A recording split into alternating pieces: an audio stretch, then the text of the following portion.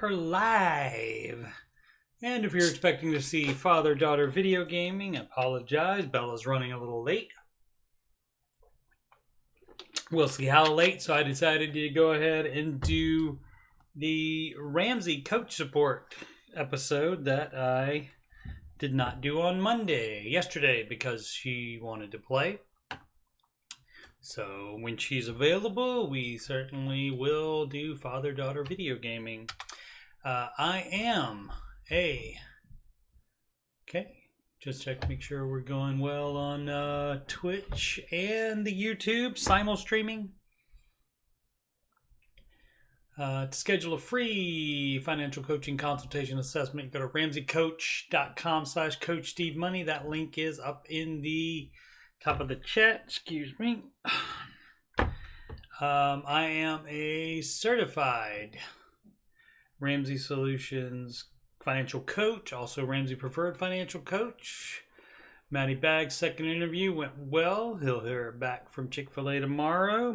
Much luck to him. If you would like to contact me about anything, if you have any questions about financial coaching, about anything on my YouTube channel, Oak Island, tech support, Ramsey stuff, video gaming, you name it. I'll be more than happy to talk to you about anything. And that is, typing it in right now, Coach Steve, can I spell it correctly? gmail.com, and there it is right there, CoachSteveMoney@gmail.com. Be more than happy to engage with you.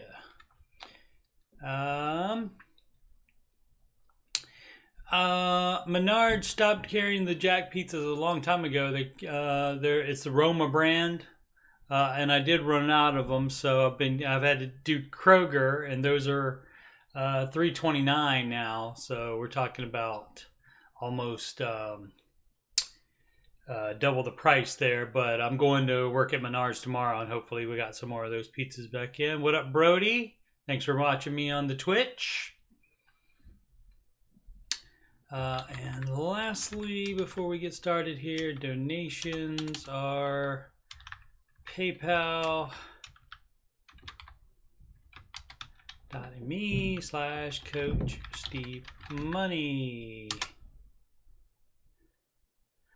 Alrighty, and that's right down there, as you can see. Alrighty, so Bella and I were supposed to have another father-daughter video gaming tonight, which I think we still will. She's just running late, so I decided to go ahead and do this. I normally do alternating tech support and Ramsey coach support on alternating Mondays, but did not get to last night because Bella wanted to play. So you go to Reddit, you go to /r/Dave Ramsey. And this is, again, run by fans, not by Ramsey Solutions. So there could be some negative things on here. They let people post that as long as they ask that they remain civil.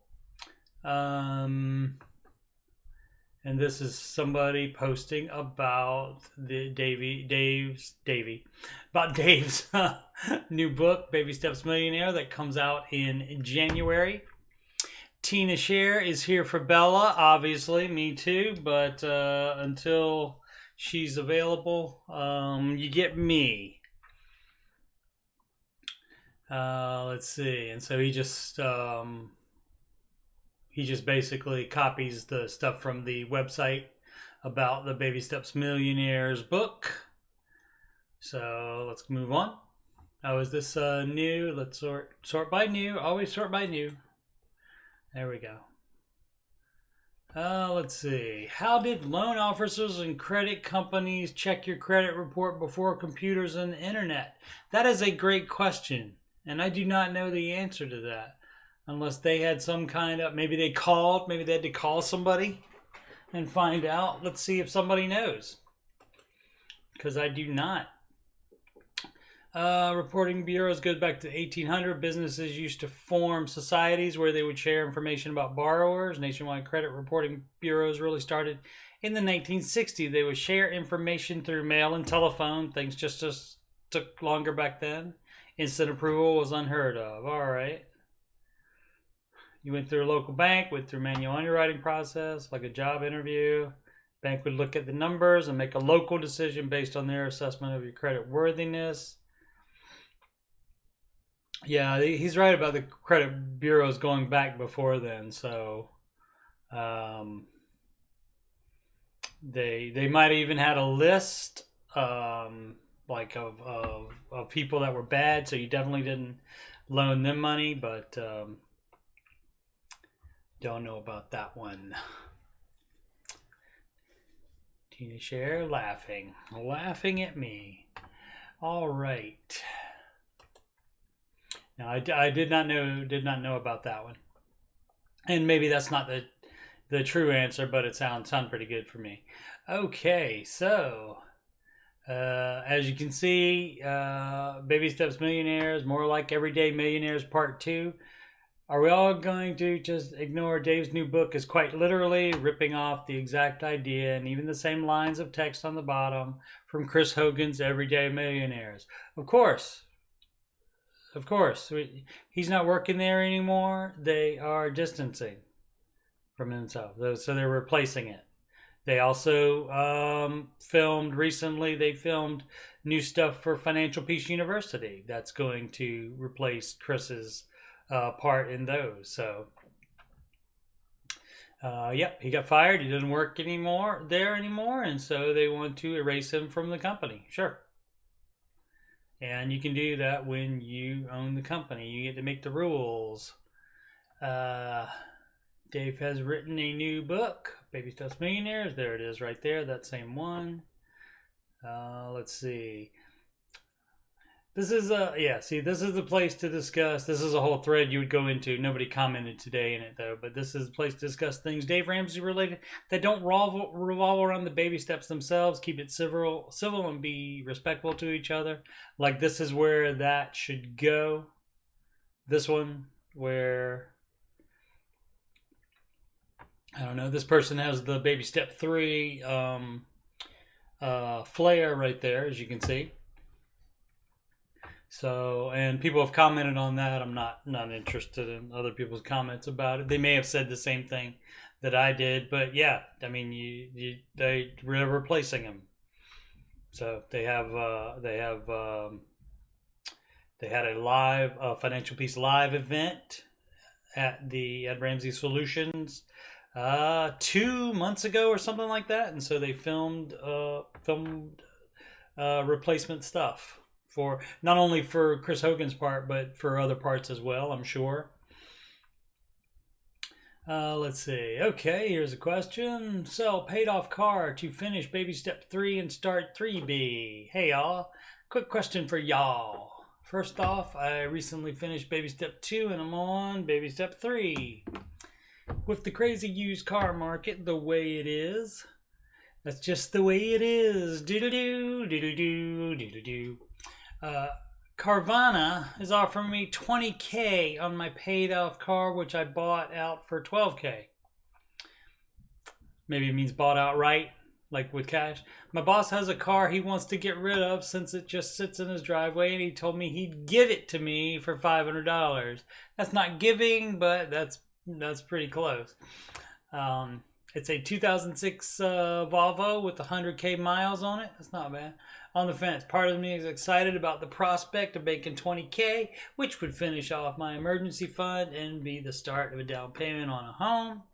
The other part of me thinks it's silly to get rid of a 2017 car with 43,000 miles on it that I've already paid off for an older car that could potentially break down in a few years. What do you guys think?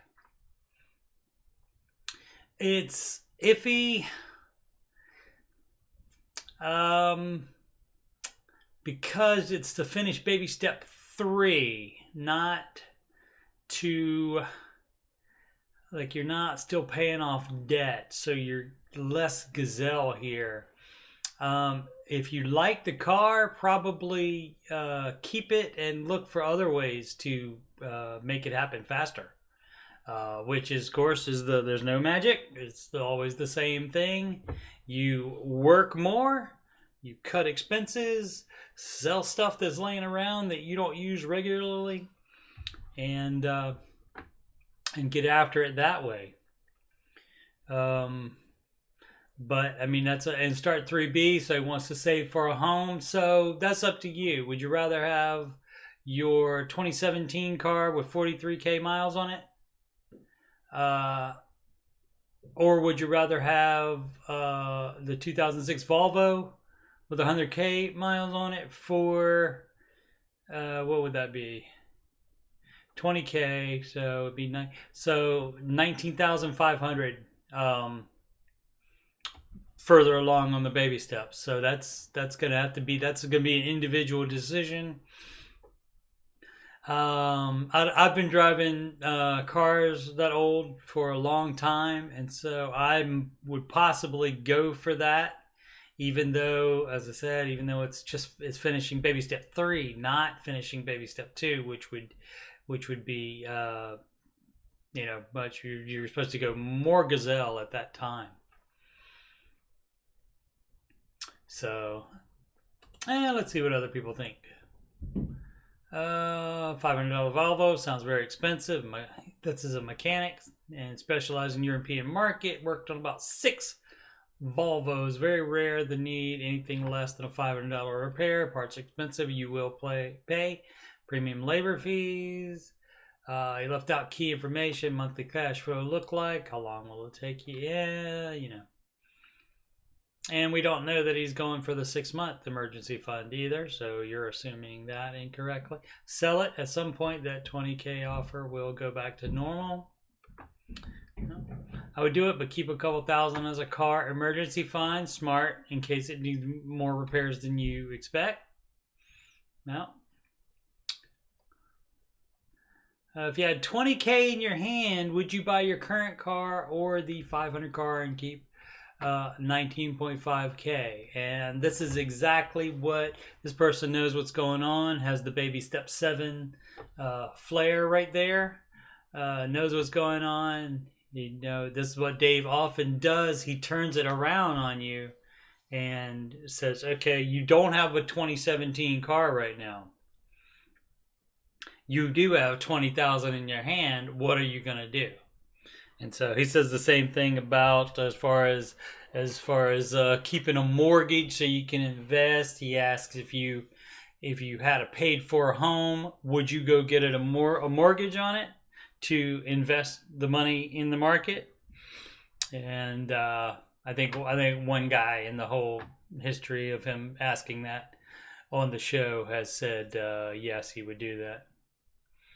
So let's see. Probably sell it, but with the intention of upgrading a little at some point in the near future.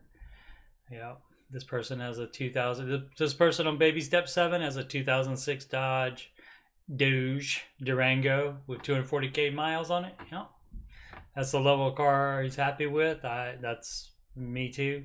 Oh, he said he edited it and put Dodge right there, but didn't edit it and correct it there. Weird. All right, this baby step 3 person, Chris, says he'd do it in a second. Personal preference thing. First look up how long a particular model car holds up. Yeah. All right. So you need to just think about all that. Like I said, I'd be more apt to say sell that car definitely to finish off baby step 2. Baby step 3, it's a little less, but it depends on, do you like your car enough, or do you want to get that much further to having your full house payment? And of course, the fully funded emergency fund. Full. And back. Ken Coleman, resume guide question. Has anyone bought the resume templates and used them on pages? No comments on that one, and I don't know. I have not seen those. Question about baby step 4 from Serious Gains. I have saved up my emergency fund and I am on baby step 4. Baby step 4 states to invest 15% of gross income into retirement. I have an employee-sponsored 401k that has a 4% match. I make a base of $100K a year, but at the end of the year I receive an annual bonus ranging from $40 to $60K depending on the firm's performance. That's cool. The bonus is almost guaranteed, but is only paid out once a year, and I believe it is taxed at 29.5%. Should I be saving 15% out of my paycheck throughout the year, or should I just try to max out the 401k, 15% of the 140K to 160K? Yeah, it should be 15% of your gross income, which includes that bonus. So, yeah, I mean, definitely, you would definitely, well, you wouldn't max that out. Actually, you would go at 100K a year, even 160, you still are able to do a Roth. So you should first do the 4% to get the match. If that's how that match works. Some companies make like you put in 8 to get 4, that kind of thing. But if it's just 4, you would put in 4% match into the 401k. You would contribute 4%, and then you would get the 4% match. And so the next 11%, you don't count the match as part of your 15% that you're putting in. The other 11%, you would max out a Roth IRA. And then if you have that Roth IRA maxed out and you still have some of your 15% left over, then you would go back to the 401k and put more in that. So, yeah, so if you don't have a Roth, that's probably what you need to do. Let's see if anybody mentioned Roth to him. If not, I'll type in Roth, yo. Tax brackets. Yeah, that's a good point too. A lot of people don't realize that. A lot of people think that the way it is with the tax brackets, they think once you hit that amount, then you pay that tax bracketed amount for all of your income. You don't. You pay the same on your first dollar. You pay the same tax everybody else does. Even if you make $1 million, you pay the same amount of tax on that first dollar that everybody else does. And the $100,000, you pay the same that everybody else does, no matter how far up the tax bracket you go. All right, so let's see. Somebody said Roth there, but didn't. Roth IRA, perhaps? Okay, so good. Then Roth IRA of 140. Is it 140? I thought it was 212 or something like that.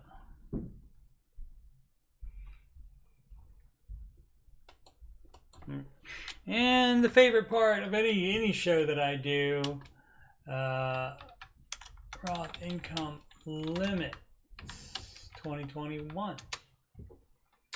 Oh, you do have to make it. Okay, so you might not qualify. All right.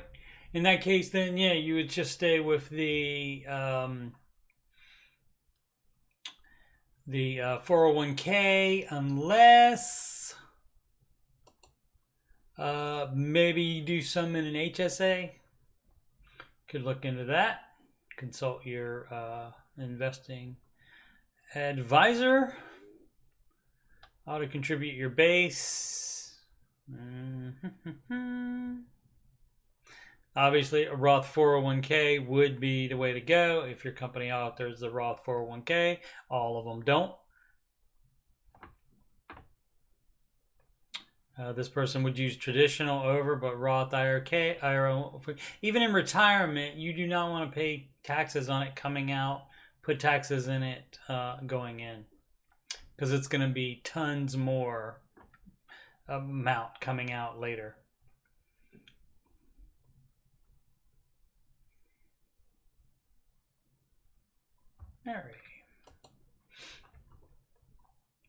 All Baby step 2 flare. Baby step 2 is to, what is that? Pay off all non-mortgage debt from smallest to largest. Good morning, my wife and I are in baby step 2 and feel like we're being pulled in a few directions. We didn't find Dave until after we got married, bought a duplex, and found ourselves in about $80K of debt. Well, you, sir, are in luck, if this is a sir, because the baby steps are fine for no matter what you've done before you found Dave. You can now do Dave stuff. Let's see, we paid off about $50K of higher interest debt in the past 28 months. That's not how you do it. You do it smallest to largest. We still have 33 to go. 30K of student loans, 3K of hospital bills from the baby. And so the 3K of the hospital bills, that she would be first now, probably. And if we continue full steam ahead, we expect to be debt-free by November 1st, 2022. Less than a year from today. Excellent. The tension comes from my wife wanting to stay home with our 7-month-old baby, an idea I'm open to. We've heard Dave say that for folks... Whoa, it's a book he wrote. All right, we heard... Where is it? We heard Dave say that for folks in baby steps 4 through 6, it's okay to stay home, but because we're still in baby step 2 and don't have our full emergency fund, we're not sure if the advice is different.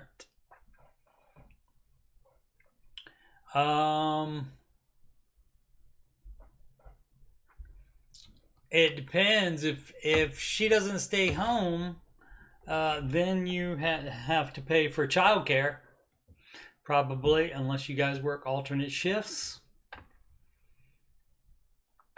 So let's see. Currently, all the income my wife earns goes towards debt. She works 24 to 28 hours per week, and our baby goes to daycare for 2 full days per week. Right. $5.50 an hour at top rated care through my work. Oh, that's cool. That's not bad at all. $5.50 an hour. Other days we tag team parent a baby. So other wrinkle is us wanting to get to a stronger financial footing before hopefully having another baby, which point my wife definitely wants to be able to stay home. She turns 36 this month, so we feel like we're in a time crunch, getting AMA over there, which is advanced maternal age. Getting the big emergency fund and saving up a down payment for a new home with more space, the unit we occupy, and our defense, blah, blah, blah. As I'm typing this, I'm realizing that maybe we're trying to have our cake and eat it too. I'm sure some of this might sound privileged, but that doesn't make our predicament feel any less real. So if you could offer the Ramsey wise approach to our situation, that would be most appreciated. Thank you. Alrighty, so again, that's it saves the money. So it just depends on how much she's bringing in for that 24 to 28 hours per week, and if it's actually a net saving money.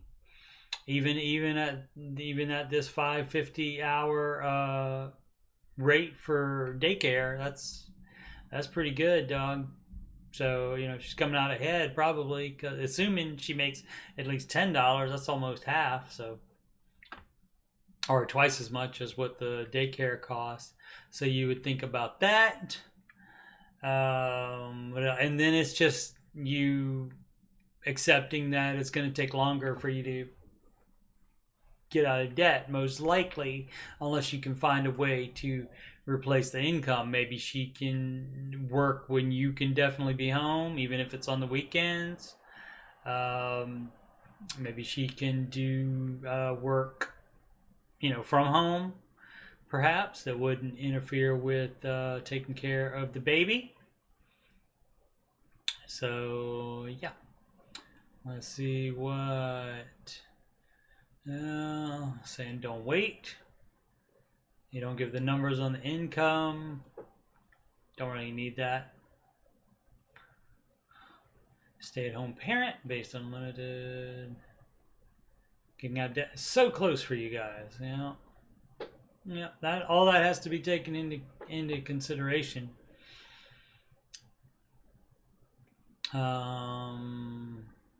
Not sure if the advice is different. It's not. As long as you have a viable plan to get out of debt and stay out, be certain you can make it work and still save for retirement. Yeah, and that's basically, yeah, That's basically it. Stay-at-home parents are allowed. Yep. Got some choices to make. That's right.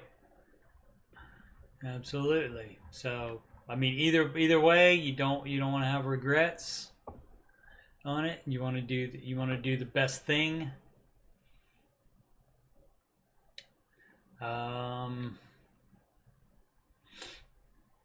As far as my particular opinion, with the information that I read on his thing, it sounds like since it's $5.50 an hour for the daycare, and that's only 2 days a week, so that's not that much at all. And she's bringing in that. I would consider probably doing that more. Definitely as you go, at least to knock out the remainder of the debt and get started on baby step 3. And so then after that, maybe you try for the second baby and then stay home. Of course, disclaimer, of course, there could be stuff in their situation that would make me change the advice there. But as far as, there's not really a hard line on it. Stay-at-home parents are allowed, as it were. And also, in most situations, child care is going to cost just as much or more than a secondary income would be. All right, so 8:42. Haven't heard from Bella. How's my financial planning going? Here's my financial situation. I own 2 properties, 1 single fam, worth $730K, mortgage $200K. Oh, that's good. 1 2-family home worth $700K, no mortgage, and $4,500 rental income, $1,200 a month expenses. I'm assuming that he doesn't say that the single family home is residence, but I guess we can assume that. Unless they're renting elsewhere, which I don't know why you would do that. But let's see. $4,500 rental income, $1,200 month expenses. 401K is $900K. Contributes to max. Doing well there. Will increase to $20,500 next year. That's right, it will. That's for 401K only. Roth is not going up. No credit card debt. Oh, $22K on a car loan. 2 years left on a 3-year loan. Alrighty, so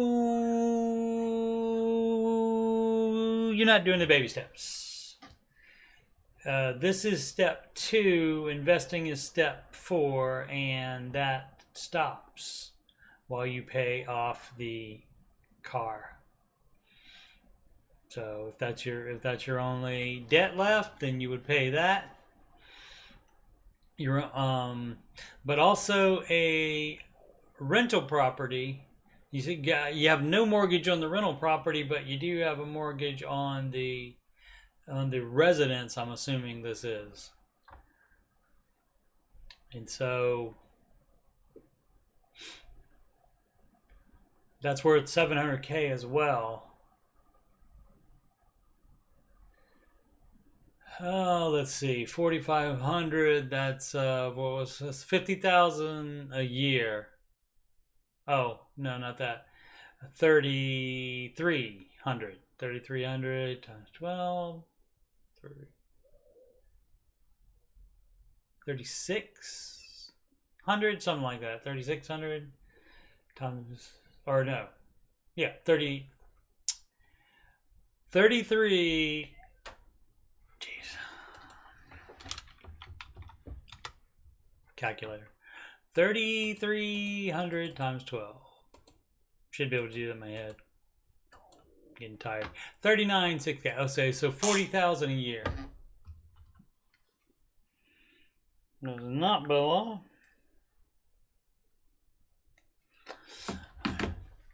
So 40,000 a year from in rental income. That's after expenses. Now you're assuming that the 1,200 a month is going to be the only expenses. So maybe that's general upkeep, but that's probably not an average of, say, this plumbing issue happens and that, so that's going to take that down even more. So that's 40,000 a year for that. Or you could sell that rental and then have money to pay off your $200K mortgage and still have $500K left, minus the car loan. 40K in savings. He's not doing any of this. There shouldn't be 40K in cash savings, and you have a 22K on a car loan. So this is when Dave goes, you need to pay that off today, like right when you get off the phone call. So just on your computer, close Reddit and open up the thing, open up your bank account and pay the freaking car off right now. 35K in crypto, annual income. Crypto not advised by Dave Ramsey at this point.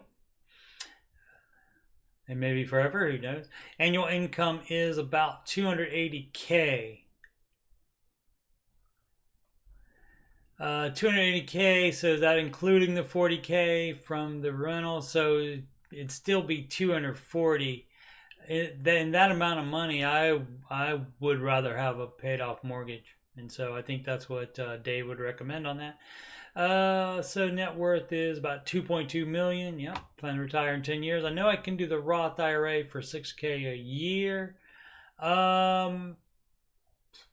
It depends if that 280K is split between you and a spouse, and if you're under the 140 we just read that it was, so yeah, you could do that. Is there anything else you'd be looking to invest in? Saving up to buying another investment property, but that will be in a year or two. Well, you don't get those on mortgages. You have to save up the entire cash if you're going to follow Dave's plan. So that's plenty of things going wrong there. No need to even check the comments. But that's all. So to go back, the 40K in savings, you take 22 of that out and you don't have a car loan anymore. And so you're theoretically, you didn't say any other debt.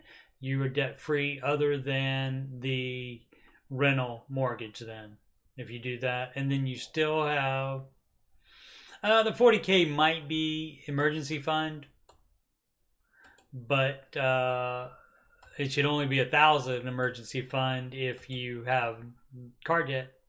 So immediately take that out, and then you have 18,000 left, and then you would just finish off your emergency fund. And then basically then you're right there, back there to investing in baby step 4, other than the fact that you reversed the situation and made your residence, which I'm assuming, unless you said you only own 2 properties, I assume this is the residence, but that's the sticking point there. But it's a lot of times Dave will say you get rid of the rental and pay off your home if it's a situation like this, or if your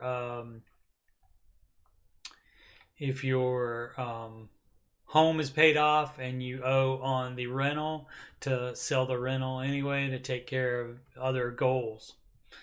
as far as that. So, but definitely things not following Dave's advice, and I'm sure it says that in the comments. I mean, they're doing well. He's got the 2.2 million net worth, so he's doing well. But as far as following Dave's advice, not doing.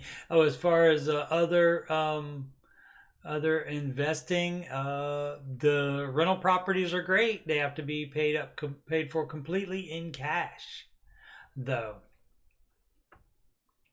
But if you sell the rental that is worth $700K, you pay off your mortgage, and then you still have $500K to buy another place, and you can even buy another one worth $700K in 2 or 3 years, maybe, depending on your expenses and how much you can save per year. So there you go. Roth IRA, invested in Roth IRA at the start of the year, got a raise this summer, and I'm probably going to make over the $125,000 limit. What options do I have, or what actions do I need to take? Did we not just find out it was 140? Total income reduced by number of potential items, most notably traditional 401k contributions. Technically, they're reduced from your wagers prior to Magi or Maggie. I don't know how they pronounce that. So you might not even make as much as you think with regard to your Roth IRA income limit.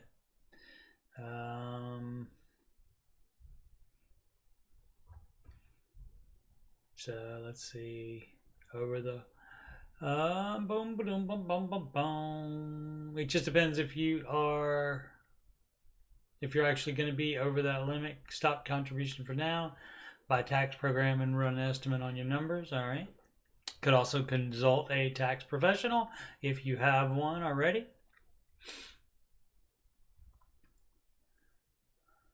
One last point is whether the $125K after the raise is your new yearly income, or whether your old earnings up until the raise plus the raise amount puts you over $125K for the year. All right. You need to do a contribution adjustment when you file your taxes. Brokerage firm can help you with that. Tax professional territory. No.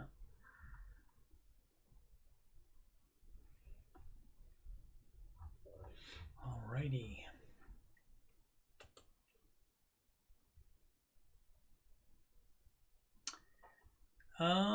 This is just a news article posted by this person on Baby Step 7. Prepare to live on $33K per year if you retire with $1 million. All right. That's your safe withdrawal rate, I guess, for that. New baby on the way and some financial question. Girlfriend and I are expecting a second baby now that she just found out I'm the primary breadwinner, as the girlfriend has been a stay-at-home mom. Dave Ramsey would recommend marriage. Expecting your second baby now. How about putting a ring on it, my man? We own a house, have 2 cars, but paying on one, a small amount of credit card debt, and about $6K left in student loans. That's not too bad. Have $20K worth of stock positions. If I were to sell them, I could cancel out the car loans, easy, personal loan, and a chunk of the student loans. Yes, do that. The risk here would be potential percentage gains if I were to liquidate my position. That's not risk. Risk is owing this money. Maybe not making money off of your stock positions. That's not a risk, because you can invest in other things. You can invest in mutual funds once you get all your debt paid off.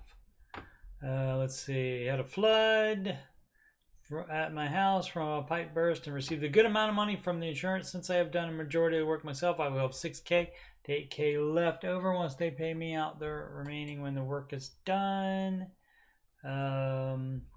Since I've been diligent about getting the debt paid off using the snowball method, I will have the credit card debt paid off before Christmas and the car loan shortly thereafter. Should I take out the funds from the stocks? Yes, and really pay off all the debt and have a clean slate starting off the new year, or keep business as usual.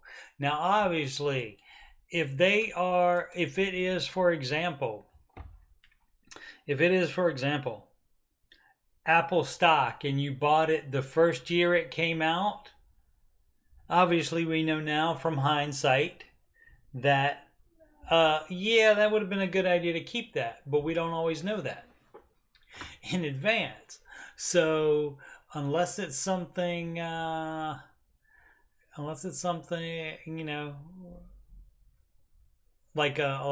something you've held for a long time and that it has continuously gone up in value, like way more than the market. So we're talking about Amazon numbers, anything really big. If it's something that may or may not pop, then you're not that's not risk.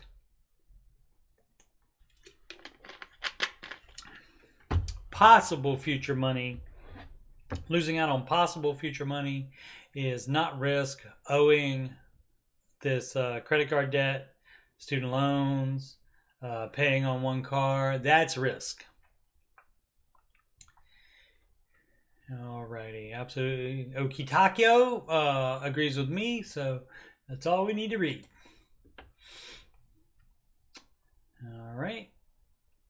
Did you hear? Ramsey show discussion for November 15th, 2021. Talk about today's show here in this regular daily discussion thread. Keep it civil, no rudeness or trolling. Got that? All right, same thing. Keep it civil, be disrespectful to each other, but there's nothing in either of those. How to deal with increasing food prices. Is your family starting to feel the pinch of rising food prices? How's it impacting your family budget? Looking to talk to folks for NBC Nightly News tonight. Oh, interesting. Email your story and contact info to ben.popkin@nbcuni.com.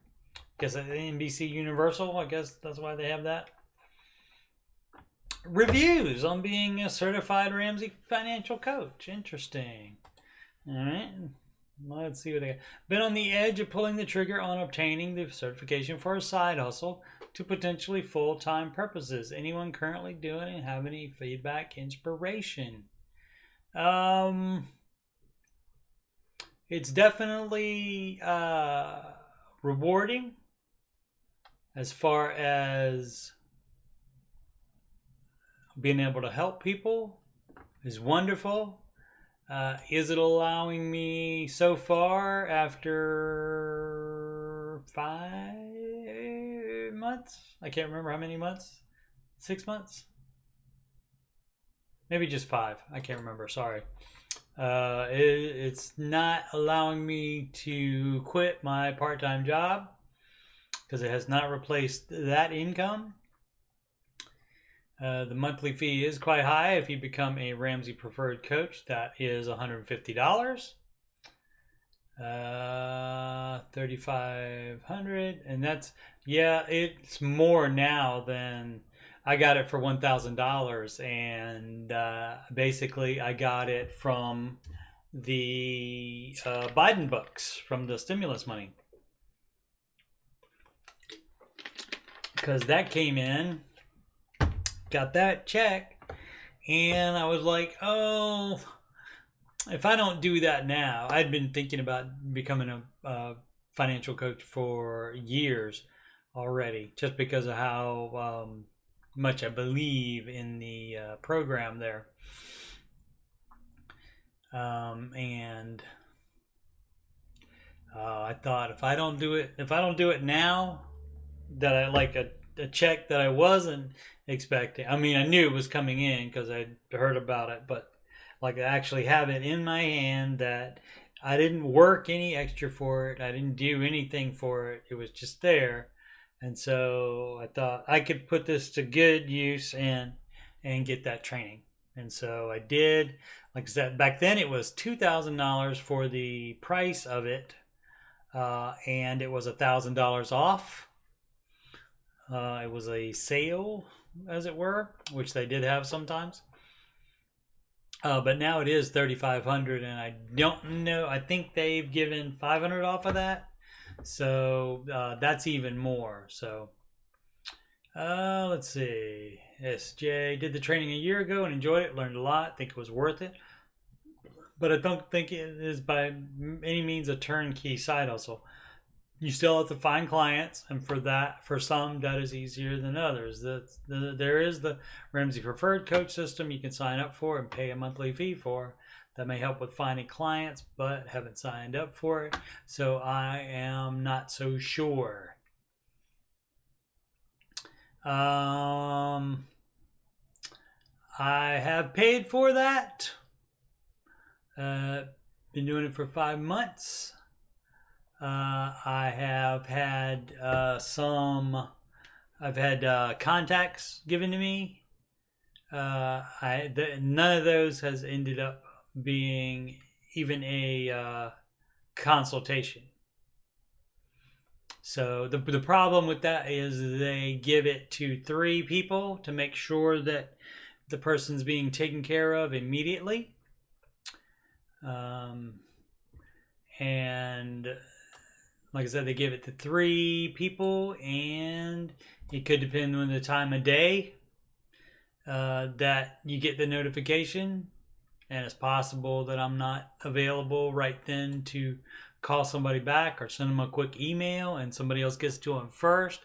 That could be, or it could be where people like they sign up for that and then they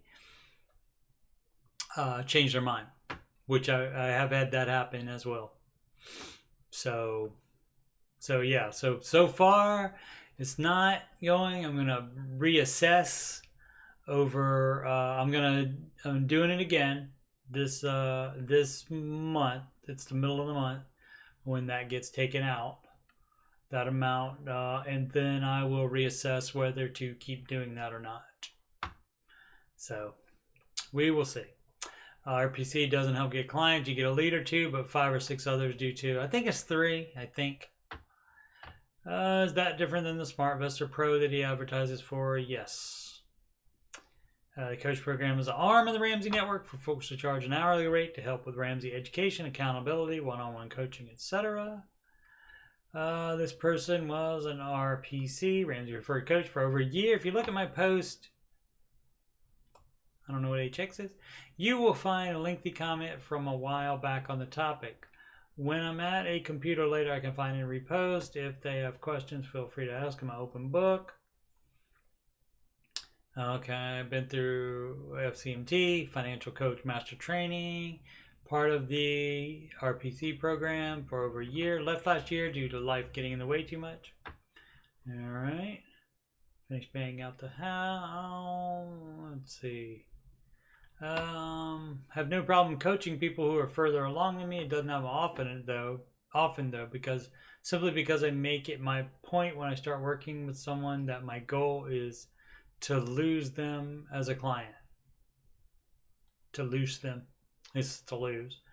But simply because I make it my point when I start working with someone that my goal is to lose them as a client. Right? You want to teach them what they need to know, and then then that's it. You don't hear from them again unless they have, like, something else comes up and they have a specific question from you or something.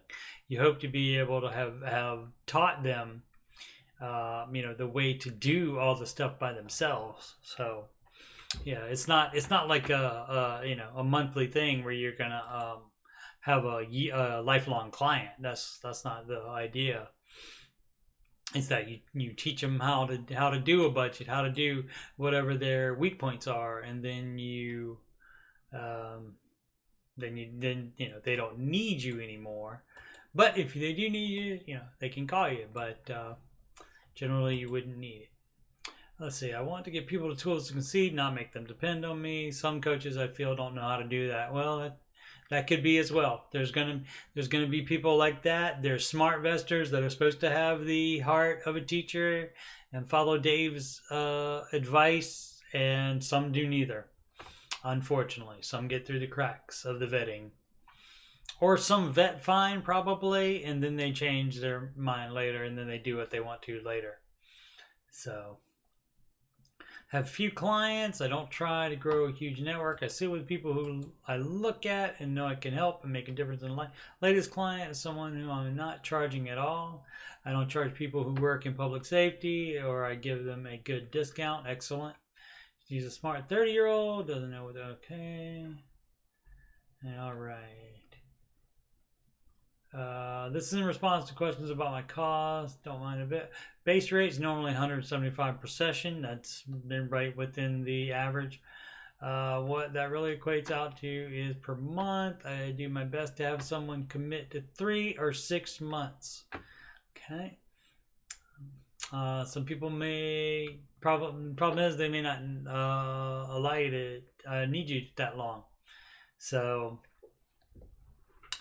the comment about budget not working until you practice doing it is accurate, right? So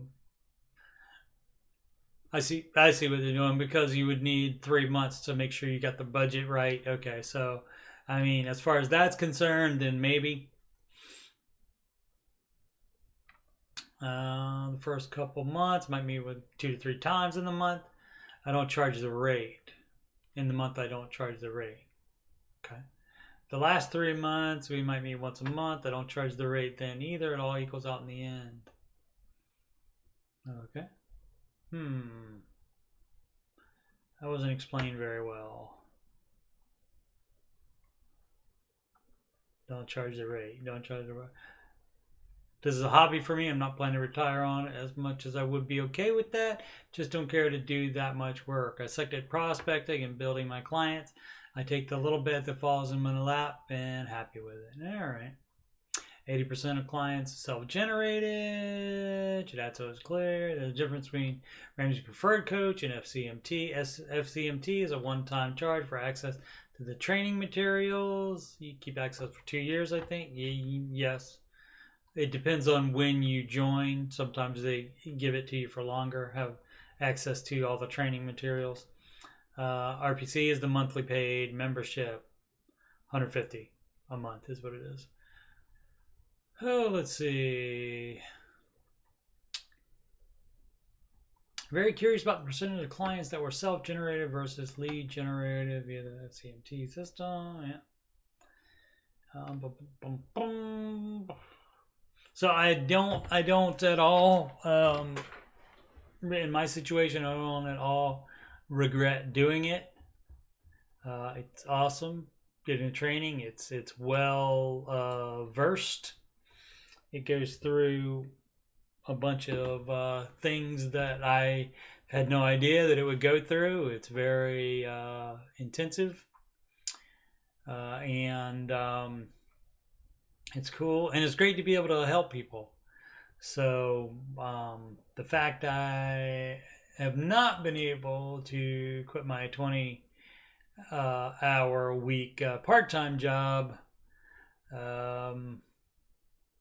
that's a little disappointing, but it was something that I knew could happen. And so as far as I'll keep going with the Ramsey Preferred, I don't know at this point. If I had to say, I'd probably say I'm leaning towards not doing that, but we'll see. Alrighty. Let's see, what time is it? 9:09. I don't know if Bella's gonna come through. Let's see if she's on the. She is not on the Discord either. Okay. Step 1 or 2. Good morning, everyone. By definition, I am on step 2. However, I purchased a 2-family home as my primary residence. Should I have a bigger emergency fund in step 1 to cover any expenses that could come from being a landlord? Oh, 2-family home. Yeah, if yes, how much? No. Step 2, you're on step 2. You have a $1,000 emergency fund. I'm concerned if something were to break down and not having the means to repair it without going further into debt. Yeah, that's why you shouldn't have purchased a 2-family home as your primary residence. That's why you would not buy a home before you are in until after you had baby step 3 taken care of. So, and this here, a lot of people do this. Thanks for your advise with an S. It's not advice. It's a C there. Should be for advice. Advise is the verb. Advice is the noun. Alrighty, Moronic Monday. Oh, that's another thing that will regular weekly topic place to ask all the questions that are either just downright silly or too small to warrant their own thread. No question is too dumb unless. Remember to be kind and civil. You're once a beginner too. What's common sense to you may not be to the asker. Sure. Alrighty, baby step 4 or 5, let down. After 15 months, we have paid off $40K of debt, and by next month, we'll have saved 4 months of expenses. Once I start contributing 15% to Roth and put away a measly $300 a month just to help kids get through community college, $300 a month for future car purchase, there isn't much left over at the end of the month. We cinched up our belt to get out of debt and free from living paycheck to paycheck, but our new budget won't look horribly different. It's not like there's going to be all this money left over for dinners, home projects, or spur of the moment spending. Has anyone else experienced this? I don't know what I truly expected once we reached this point, but it does feel like a bubble burst, and it's hard for my wife and I to keep motivated when it appears we'll be living a pseudo beans and rice lifestyle for years and years to come. Okay, let's see.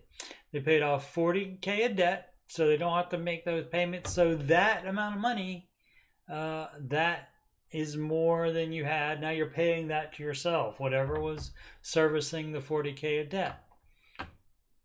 We'll have saved 4 months of expenses. Now once I start contributing 15% to Roth and put away a measly $300 a month to kids, $300 a month for future car purchase. Okay, see, this is why you got out of debt, though. This is why you got out of debt and had the full emergency fund. So you could start contributing 15 to Roth. So you could help your kids with college. So you could do a sinking fund for a car purchase.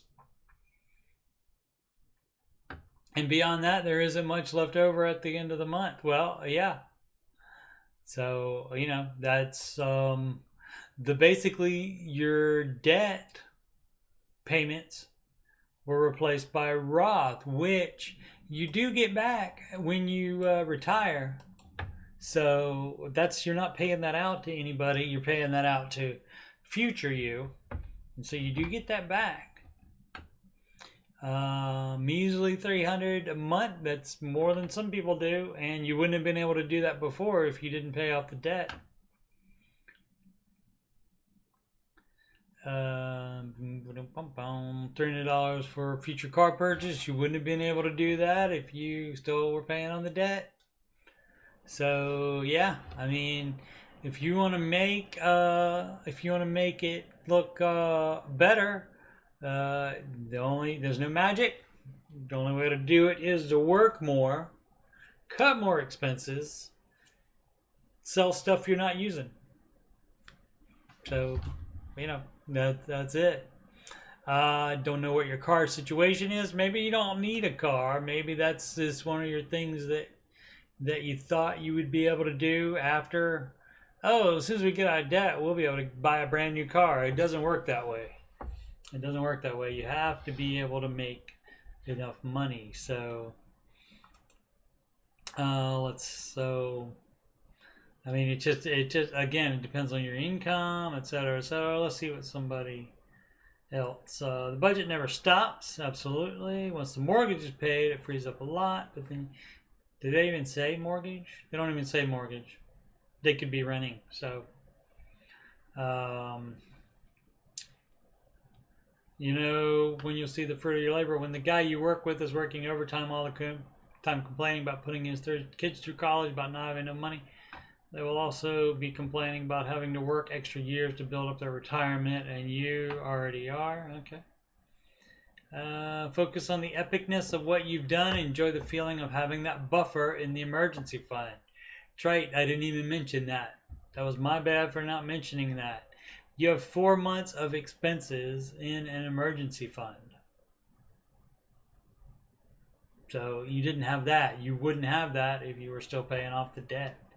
So, absolutely. It has changed the whole mindset about the continuous what happens if I lose my job. Of course, there's still a worry, but nothing like before. Right, it changed most stuff. It changes from, disaster to just an inconvenience is what the emergency fund does. You're doing great. Join some of the frugal subreddits and take the ideas home. Take some of the ideas home as family projects. No grocery shop mutt. Whoa, looks like great fun. Just using up every leftover and trying to come up with dishes that are tasty without buying. Yeah, I mean that could be true. A friend of mine today told me that his cupboards are full of food. So, you could use some of that before you go buy stuff, extra stuff. It's not going to be easy, of course, and ideally you can find side hustles to uplift your income. Yeah, that's what I'm saying. You gotta, if you want to, see more benefit, you gotta, do something about it. It's not magic. Minimum, take solace in the fact you have a priority set. Yeah. In the tortoise part of the lifestyle now, without much sexiness. Yeah. Yeah, and a lot of people do have that, where they, yep, absolutely. Start dreaming via running the Ramsey investment calculator to generate excitement. Yeah, yeah, yeah. Once you get there, and a bunch of people have that feeling, it's like, oh, I don't have any immediate goals that I can get to, because it's gonna take until retirement for you to realize that. Anything it takes a while to save up money for kids' college. So, yep, stay the course. This game isn't won overnight, in a year, or even a decade. That's right. Beans and raw lifestyle isn't that bad. Yeah, you don't need to. You can go out every once in a while, but it just all depends on your situation. How much you make, you can try to make more. Let's see. Understand what it's feeling. That's the victory. No longer being a super stressful issue. It's the victory of baby step 3. So do little things. Maybe you can slow down certain parts of your savings budget, but buy slightly nicer things at the grocery store. Go to a nice dinner once every couple weeks, etc. Exactly. Instead of saving $300 a month for a car upgrade that maybe you don't need, maybe you do need it. I don't know. So, but yeah, that's quite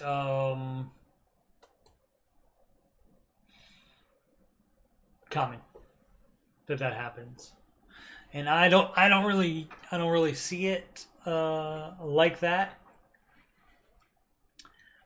Because I'm thrilled to be able to be saving for retirement. I'm thrilled to be able to be saving to help my son go to college.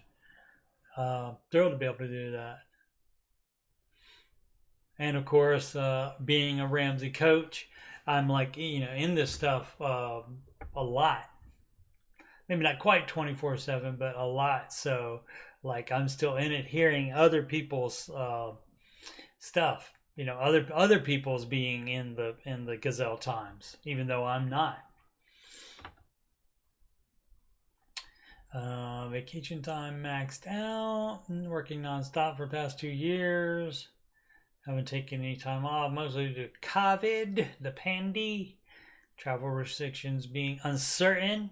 Additionally, places I've wanted to go had closures, or the timing just never worked out with friends to make plans. Also been focused so much on savings, I didn't think much about hey, I can take a me day or 3 here for my personal well-being. Discovered I have, between vacation and sick leave, close to 240 hours since both are maxed out. Crazy. For the time being, my boss suggested take a couple days this coming week, and then work a half day or something here and there going forward until I want to take 2 or 3 weeks vacation, just to deplete my balance and stayed below the limit, so I'm not going free time. Anyway, started looking down and found this. Company does not grant pay in lieu of vacation to you. Okay, so you can't cash in those hours.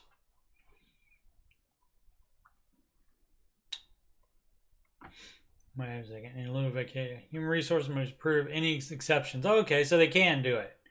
If they're busy and need staff, like most companies do now, you know, in the recovering from the pandy era that we're in,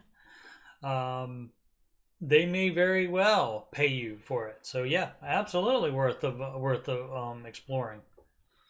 You know, see if they'll buy that vacation from you. Absolutely. That person says, as an HR professional, take your time off. Keep in mind, if you cash out your vacation time, it is typically taxed as a bonus, so not worth it. False. Any income is taxed, so. Alrighty. Finally was sick and tired of being sick and tired. Excellent.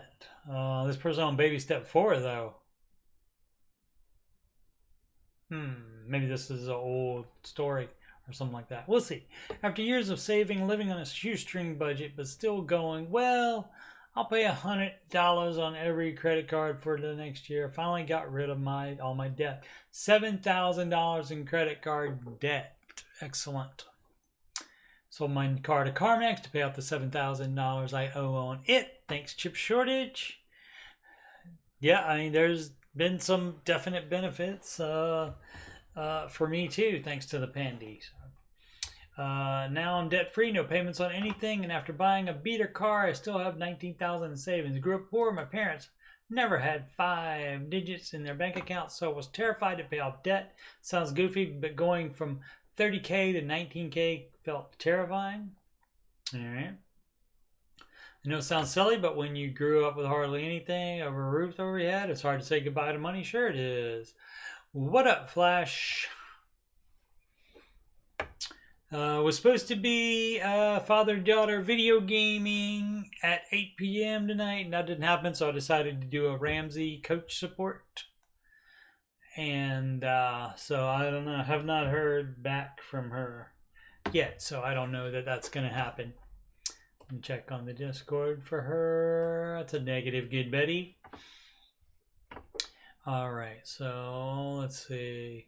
But it feels amazing and freeing when you have the money in savings, pay off that stupid high interest debt. I'm 26, to still a baby, as often discussed in the Ramsey chat.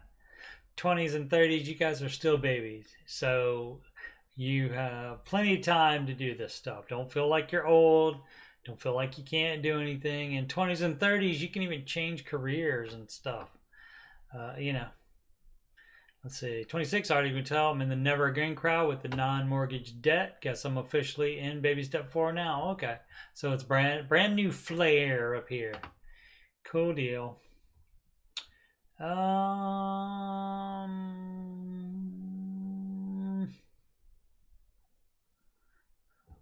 right. I don't really see the finally sick and tired of being sick and tired moment in here, but I guess it happened somewhere in here. So he finally got rid of all the debt. I guess when he decided to sell his car and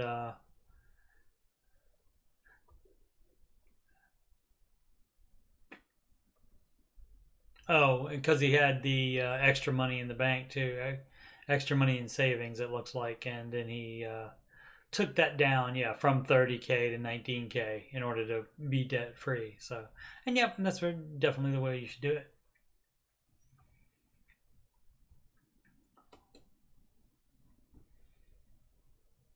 Alrighty, well, I'll go in like another 10 minutes or so here. I can't remember what time I started.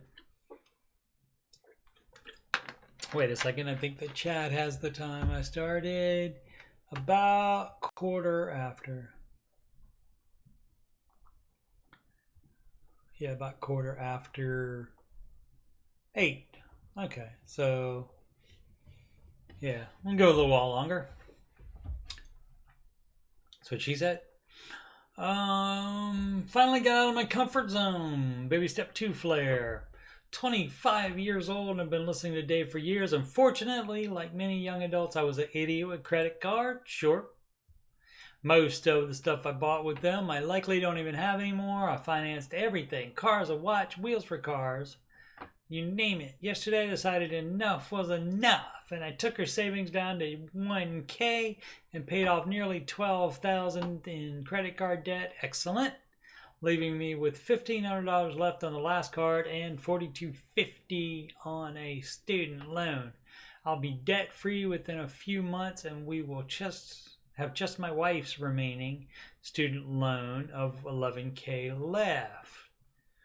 It was definitely hard. That should be our debt. That should be combined in blah, blah, blah. But it does sound like the $11,000 one will be last in the debt snowball. It was definitely hard to let that money go, but it was even harder to go year after year, being a slave to Chase, Discover, Cap One, etc. I'm excited to be a part of the debt-free community soon. Never again. Absolutely. That's great. Also, now you can say no cap one. I wrote that myself.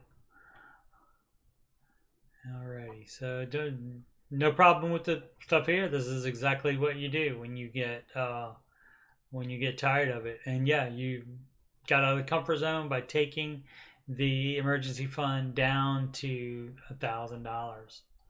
And you use that money to pay off.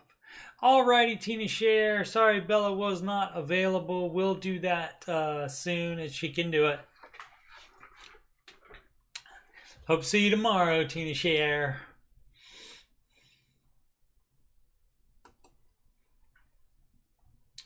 Alright, budget nerds and groceries. Sure, there are headlines and articles out there, THERE, about the increase in cost of food, but I'm curious if there are any budget nerds out there with 3 years or more of data that would share how they have seen their groceries expense change over that time. All right, we'll take a look. Receipts going back to 2019. 2 items buy regularly should be roughly the same, are bread and half gallons of milk. Both of those have gone up in price. Yeah, of course, especially this year. From $2.49 to $2.79. Bread $2.98 to $3.49. Yep.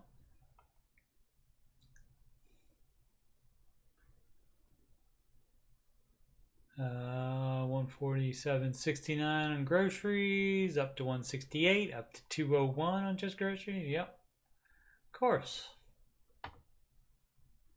The jump for 2021 may have been due to COVID, though. Yeah, kids staying home. Could have been more in groceries. Yeah. Just in general.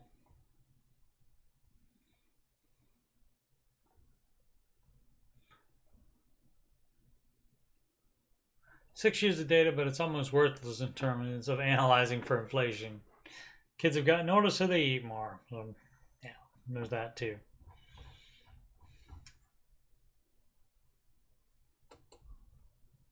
All right, do a couple more here. Chapter 13. What would Dave do is what the WWDD stands for right there. What would Dave do? I have a friend who is involved in a civil lawsuit that he is worried he is going to lose. He would owe up to $100,000 if he loses. He says they will garnish up to 50% of his wages if he loses to collect the money. He has a bankruptcy lawyer who says to file for Chapter 13 ahead of the decision in order to avoid this. He has no savings, about $2,000 credit card debt. Leases his car, rents an apartment, not married, no kids, and good income. Trying to help him set up a budget, but he's convinced he needs to file bankruptcy because of this lawsuit. Is he correct about that? I don't think so. They can like unbankrupt you. if there's a lawsuit like that you know is going to happen, and you try to get out of it by filing bankruptcy, they can undo that, I believe. Let's see if anybody agrees with me on that. Talk to a lawyer. A lot of red flags. So we'll see. No, there's no judgment. So the time to file would be after losing the civil lawsuit, not before, right? Because then you can put that amount in the bankruptcy.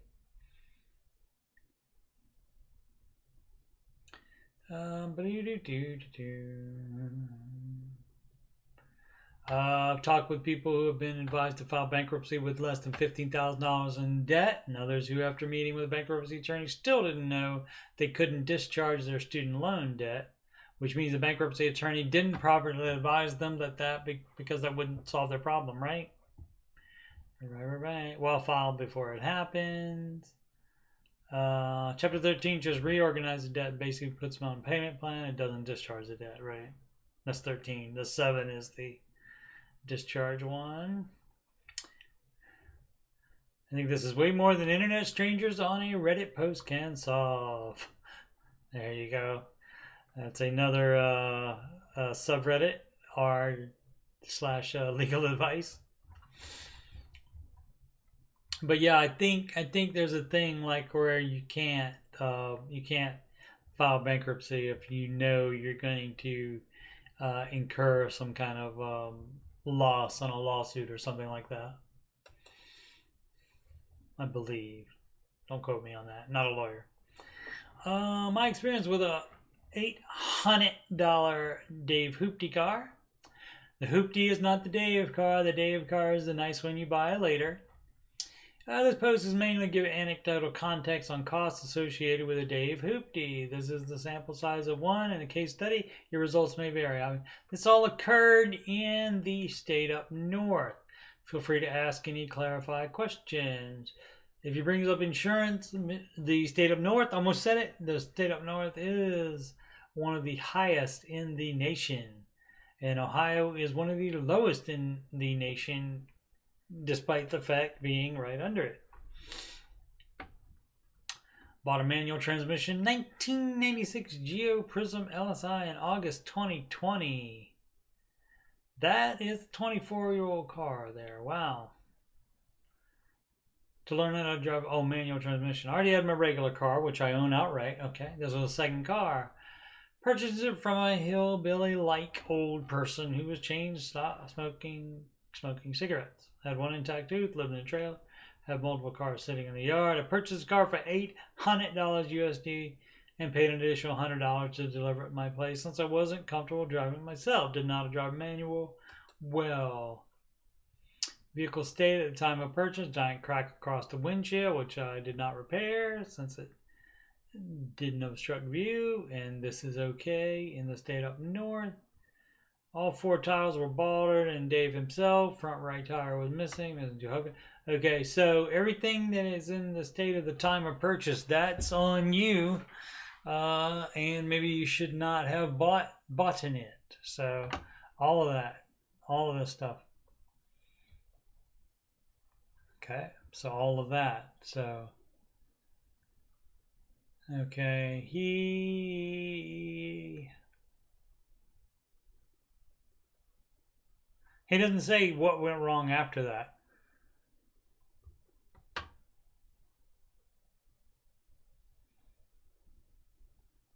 After replacing all tires with new ones, some tires would still leak air and go flat. I attribute to rusty wheels not making a good seal with the tire. I don't think that makes a tire leak air, especially a new one.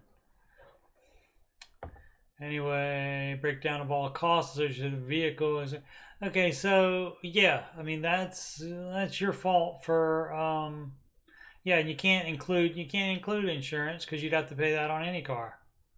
So I dismiss this post with shenanigans. Jar Jar awakens due to shenanigans on your part. Not shenanigans, but Yeah, you should have had it checked out before. If you didn't know those things were wrong with it, and if you knew those things were wrong with it, you should have known the price of what it would cost to fix the ones that you wanted to fix, and you could live with the ones you wanted to live with. So, and adding the insurance in there. Yeah, look at that. $462. Insurance term ownership, $1,683. Very expensive in the state up north for the car insurance. Oh look, Success Saturday. So there's a whole thread of Success Saturdays. What is your experience with Ramsey's Smart Vestor? This person baby step 4. I know a lot of people follow Dave-ish plans to get out of debt. Shame on you. But I was wondering if anyone on here has used their financial people for advice on retirement investing. Thanks in advance. I tried. I asked for a retirement smart vestor on the website, and they sent me 3 contacts. I sent an email to all 3, and I called and got machines and left a message for all 3, and I didn't hear back from them.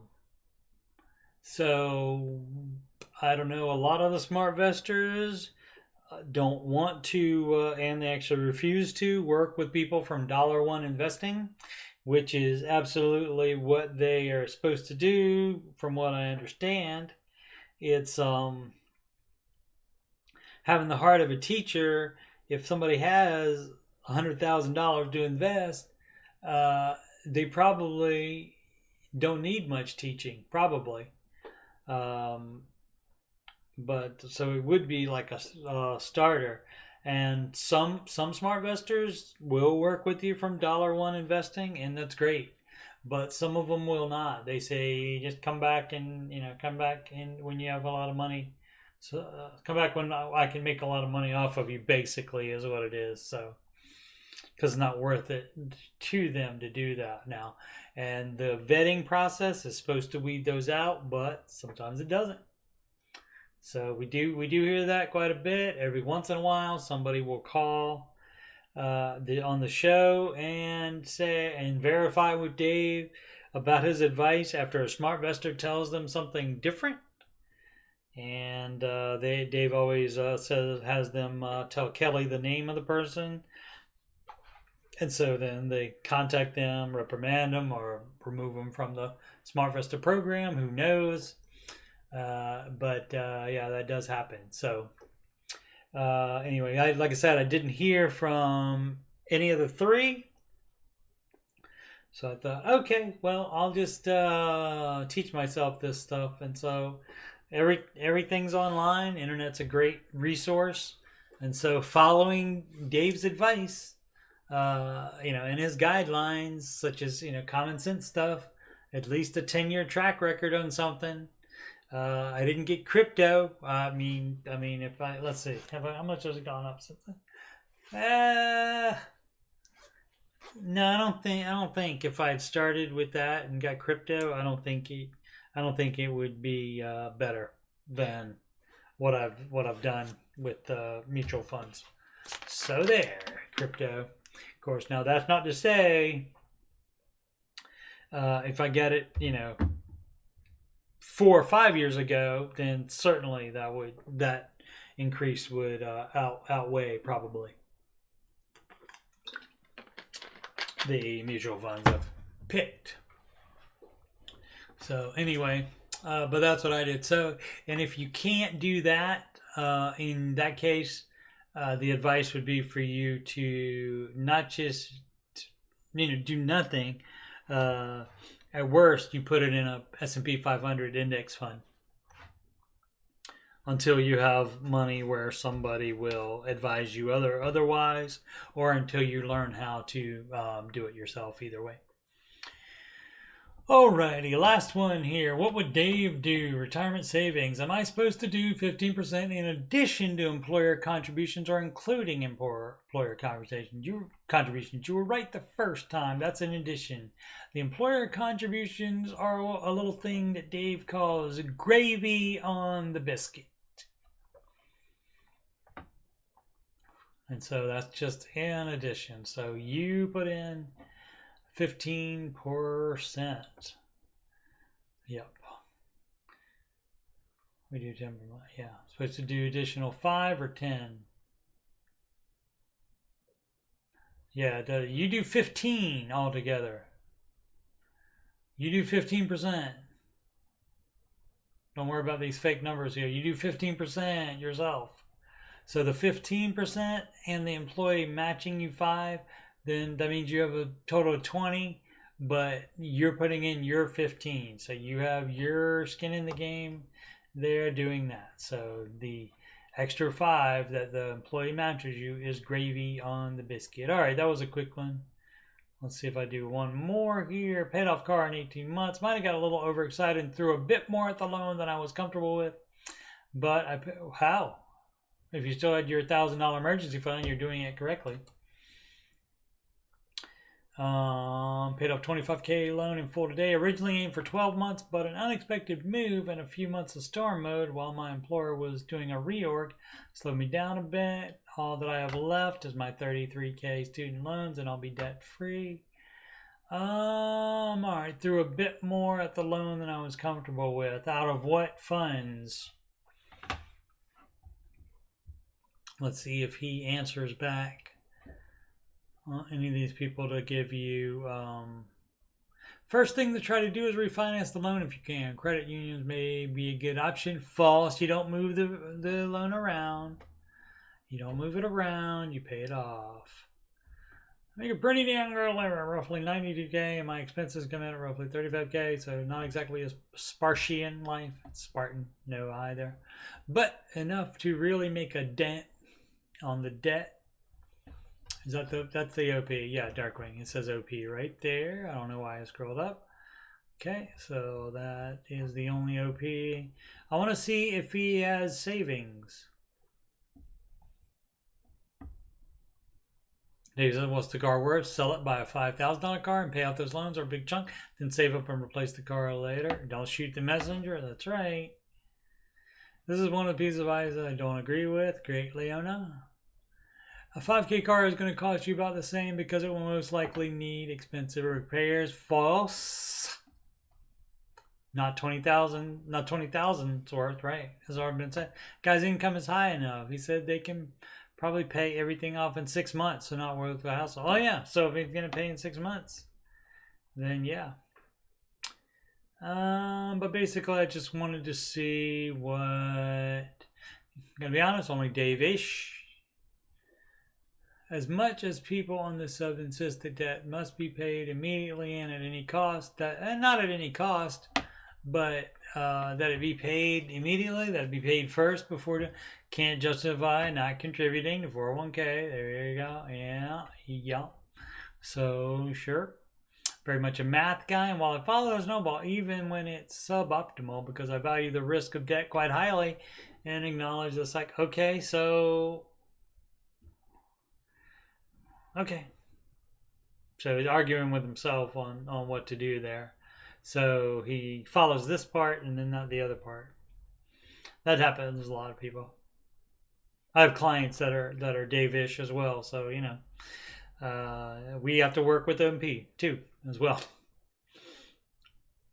So I just give them the best advice, and if they take something off the table, I have to consider what it is that they're taking off the table, and then advise them with that item off the table. So let's see. If I was really gazelle intent, I could probably be out of debt in 6 months or less. And while getting out of debt is highest priority, it's not my only. What else? If it takes me an extra year to hit that goal, then so be it. See, that's the wrong. You're too comfortable. I'm not going to leave $5,000 free money on the table to save $300 student loan interest. I'm not going to sell the car I just paid for to buy an older car in one of the hottest used car markets in my lifetime. All right. So, but I think what I'm looking for basically from the OP is about his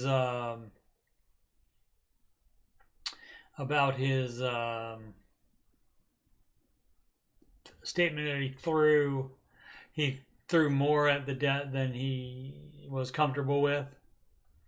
So I'm just, yeah, he doesn't say that. Okay. All right. Well, okay, maybe one more. Let's see. 0% interest financing on water softener and water filtration system. Nope. No matter what the salesman tells you, nope. No matter what, any like in solar panels, no matter what you get back for credits, no matter how much it saves you on electric, no financing. No, that would be debt. And on baby step 0, we decide that we're not going to do debt anymore. Timing application to get on the show. Question is for people who either tried either successfully or not to get on the show. When should I time my application? On track to finish paying off $150K student loan in 26 months. Time on $90K income in December of 2022 at the age of 26. Probably about October or something like that of 2022. Yeah, like 2 months before. I don't think you need to do 6. They got behind because of the pandy, but I think they're back on time now. Helpful tip: set each annual subscription as a fund in your budget. Every dollar example. Oh, interesting. Planned, remaining. All right. Cool.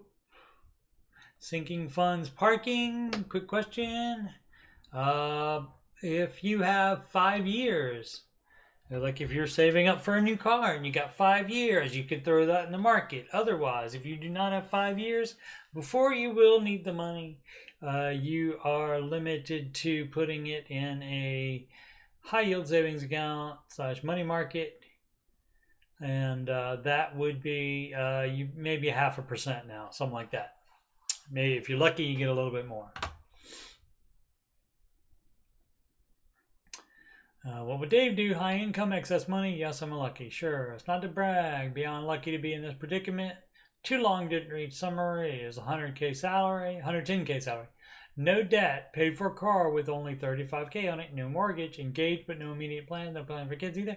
Based on my last job salary, recent upgrade in pay, I have enough to do 15% to 401K, max in HSA, do 5% to an employee stock purchase plan, and still end up with around $1,500 a month extra. All right, wouldn't do the employee stock purchase plan unless they're giving you some it's like a 1-for-1 or something like that, and then you're allowed to sell them immediately. So and then you would put it in mutual funds. $1,500 a month extra, excellent. Have like a 2-year emergency fund, overkill. Yep. Absolutely no reason to save anymore, darn right. Unless you could be thinking of that 2-year emergency fund as like a beginner down payment fund, perhaps. But let's see. So there's absolutely no reason to save anymore. What are the next steps? Should I be maxing out the 401k, which would be 18%? Or should just, yeah, you max out the 401k before you would do private invest. I don't know what private investing means. Just move on to private investing. Do you mean non-retirement investing?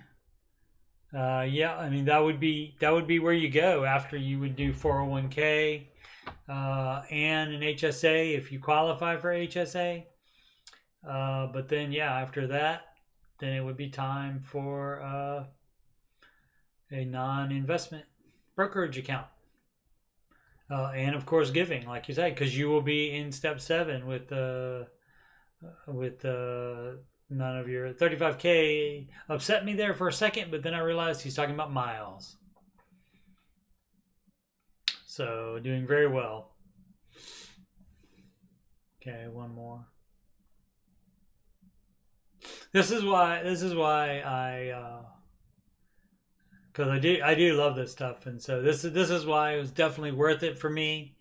I mean, I would probably think that even if I never made another cent off of coaching, definitely worth it for me.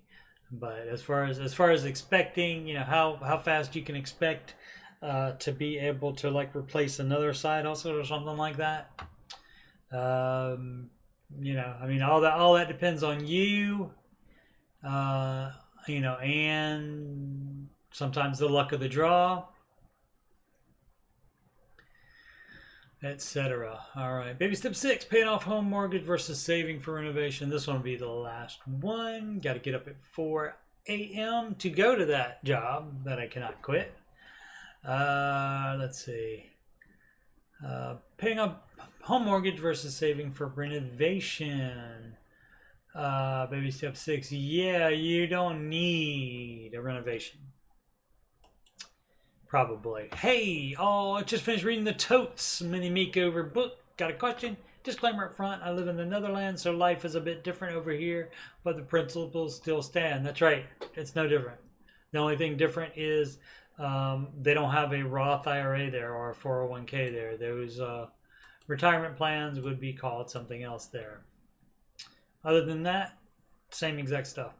My wife and I are now in baby step 6 and have a question regarding payoff home mortgage versus saving for a renovation. Kitchen's around 15-year-old, so in the coming years we would want a new kitchen. You don't need it just because of the amount of old it is. You never need it because now stuff is broken, you got to fix it, but just because it's older, you don't need. So that's the problem right there, is that word right there. Need.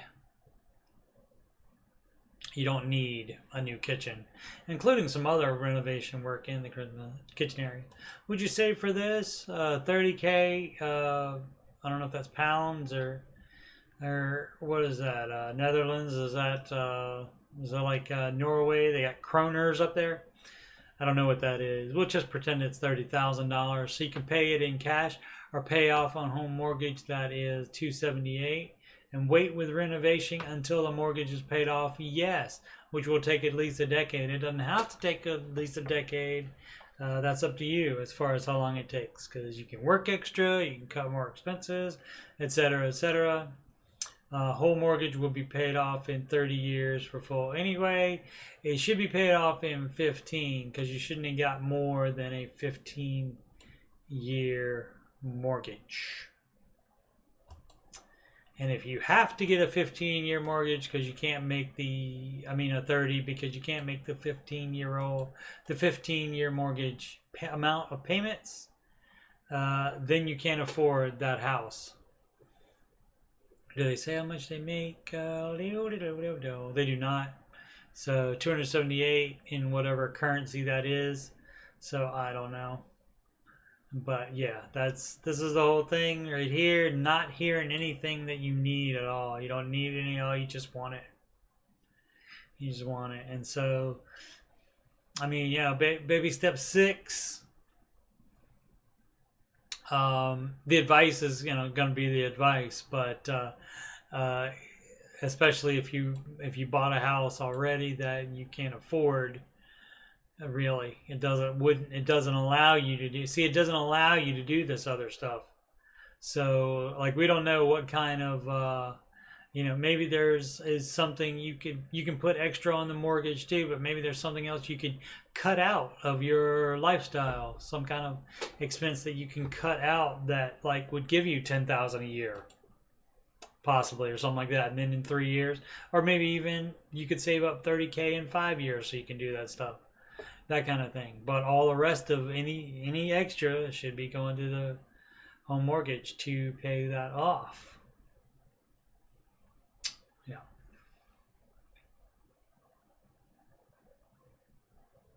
Now, if the kitchen is the whole house 15 years ago old, because 278 for that. Oh well, that's beyond the scope of my expertise anyway.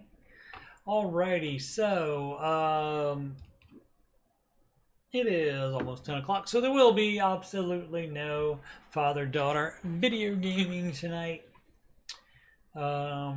Tomorrow will be the Ramsey Show After Show number 153 tomorrow. I'm starting an eBay playlist of stuff I have my son's old Lego sets and stuff that I'm selling for his college tuition on the eBay. So that's on there too. This is the game that Bella and I are playing. So when she's available, we will play some more of that. Wednesdays and Saturdays at 8 p.m. Eastern Time is Old Man Video Gaming. And I'm currently playing 3 different games. Lost in Random is one of them. Dark, D-A-R-Q is one of them. And PC Building Simulator is the other one. And again, that's Mondays and Wednesdays at 8 p.m.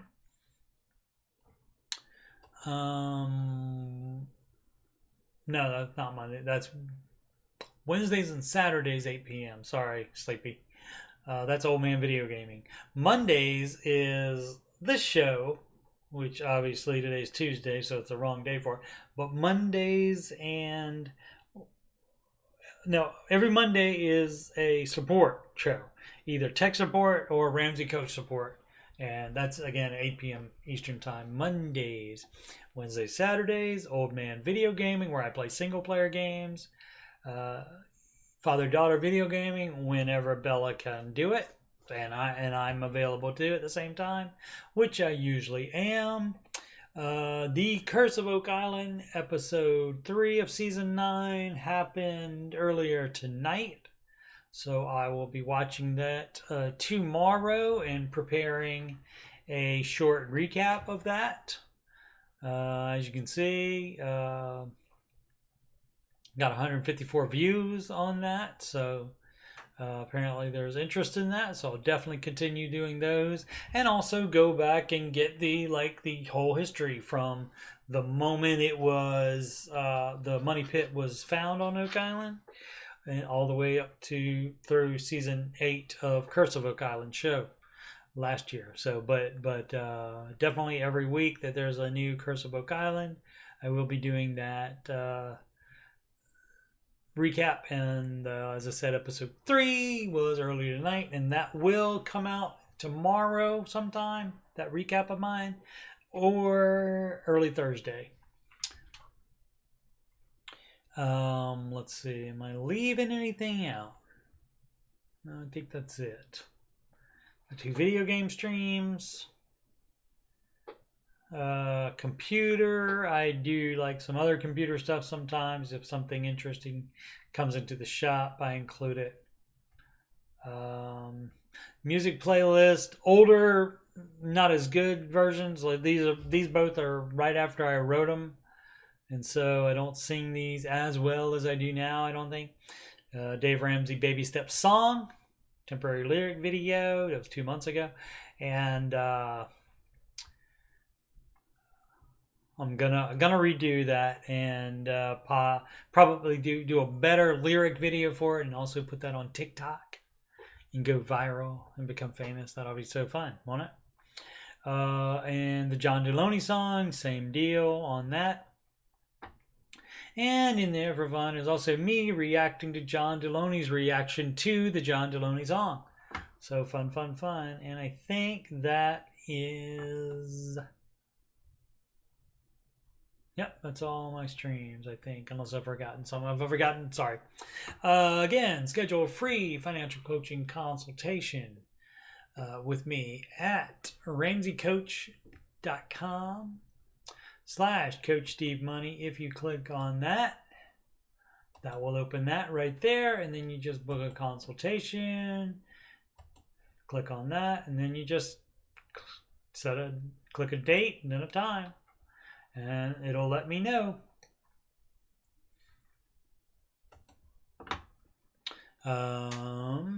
PayPal.me/Coach Steve Money.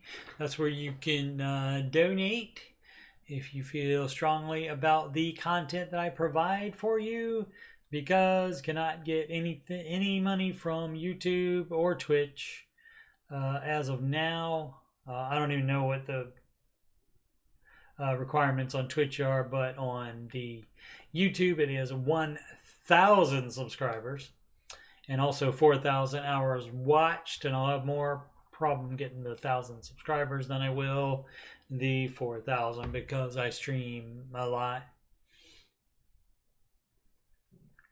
Alrighty, and what else? Oh, if you have anything to talk to me about, anything on any of my channel, any of my playlists on my channel, financial coaching, the scheduling, if you have any question about computer stuff, tech support, I'm going to talk about Curse of Oak Island stuff,